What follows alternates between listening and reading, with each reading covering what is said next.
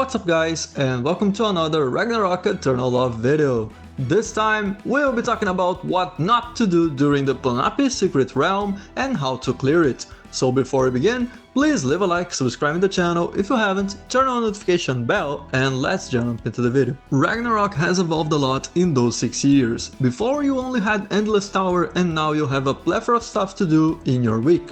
But of course, we won't take a week to do everything. Less than 1 hour during your Monday and you're done. So let's begin by addressing what you can and you cannot do.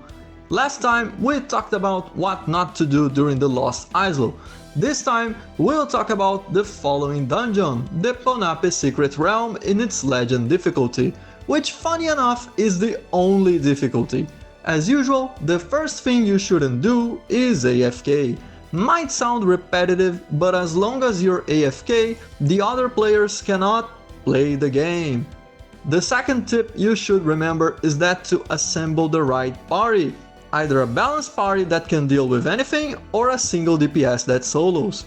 In case you have a DPS that is able to solo it, like me, there's probably only one thing that you shouldn't do that would make my life more miserable, and that is to buff me with things I don't need, like Aspersion from High Priests and Sacred Retribution from Valkyries, which normally is well received by a lot of DPS, but for Fenrir you are only slowing me down. Aside from that, no matter what you do, I will be able to complete the run normally.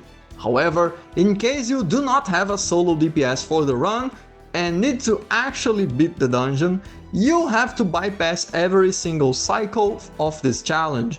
First thing that will happen is that every player will receive a mark, either green or red, just like the first Pokemon games from Japan. Now you can tank easily the orbs from your own color and not let them hit your other party members that are not protected from them.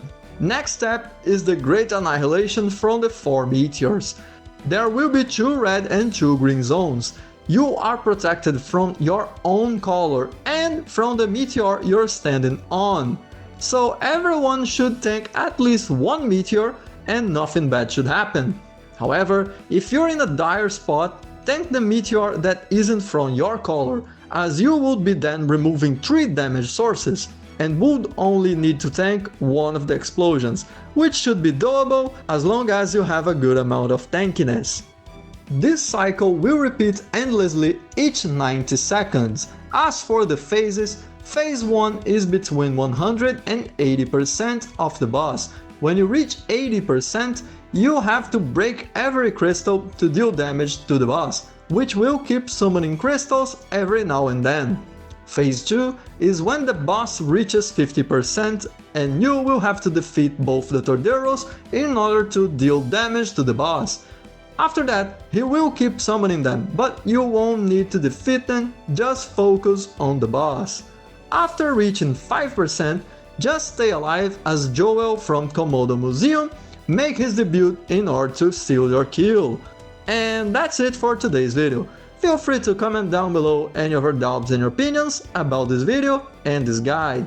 So if you found this helpful, please leave a like, subscribe to the channel if you haven't, turn on the notification bell, and catch you later.